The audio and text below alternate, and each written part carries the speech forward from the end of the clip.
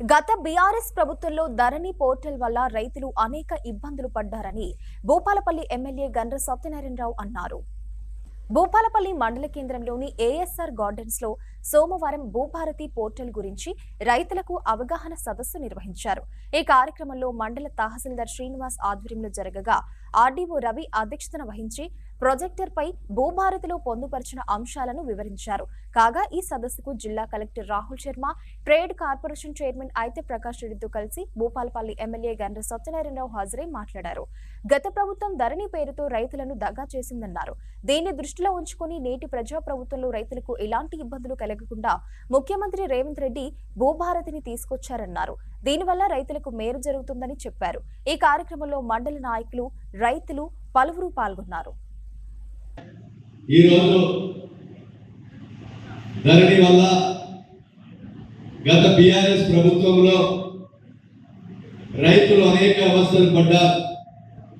తహసీల్దార్ దగ్గర పోయిన భూమి పట్టా కాలేదనంటే నేనేం చేయలేను, ధరణిలో పేరుందా అని అడగడం. దానివల్ల ఆర్టీఓ దగ్గరికి పోవడం, జాయింట్ కలెక్టర్ దగ్గరికి పోవడం, కలెక్టర్ దగ్గరికి పోవడం, కలెక్టర్ అయినా జాయింట్ కలెక్టర్ అయినా ఆర్డీఓ అయినా ఆ ధరణి ఉండడం వల్ల మనకు పట్టాలు కాకుండా రైతు భరోసా కానీ రైతు బీమా కానీ బ్యాంకులో పోతే మన క్రాప్ లోన్ కానీ రాకుండా అమ్ముకుందామంటే సేల్ కాక రిజిస్ట్రేషన్ కాక అనేక ఇబ్బందులు పడి మరి అదే విధంగా రైతులకు అవగాహన లేక గతంలో బీఆర్ఎస్ ప్రభుత్వం అయితే రెవెన్యూ అధికారులను దోషులుగా చేసింది. అంటే ఈరోజు రెవెన్యూ అధికారులు పనిచేయడం లేదు మీకు అని ఒక ఇంప్రెషన్ తీసుకొచ్చింది కదా ప్రభుత్వం.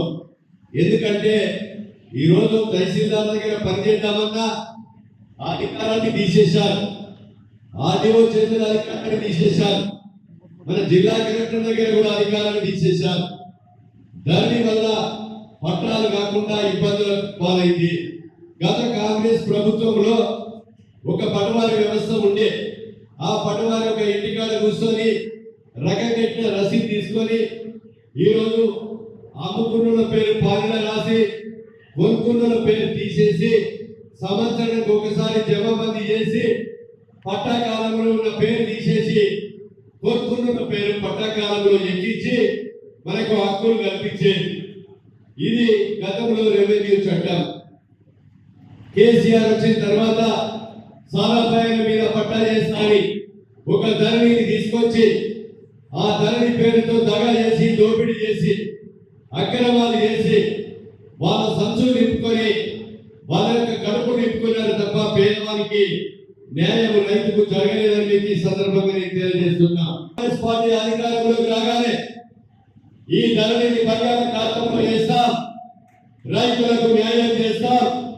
భారతదేశంలో అధికంగా ఎక్కడ ఉన్నా ఆ ధరణిని క్యాన్సల్ చేసి పేదవాడు దున్నుకున్న వాళ్ళకు పట్టాలిచ్చే విధంగా చేస్తామని ఎన్నికల ముందు చెప్పడం జరిగింది.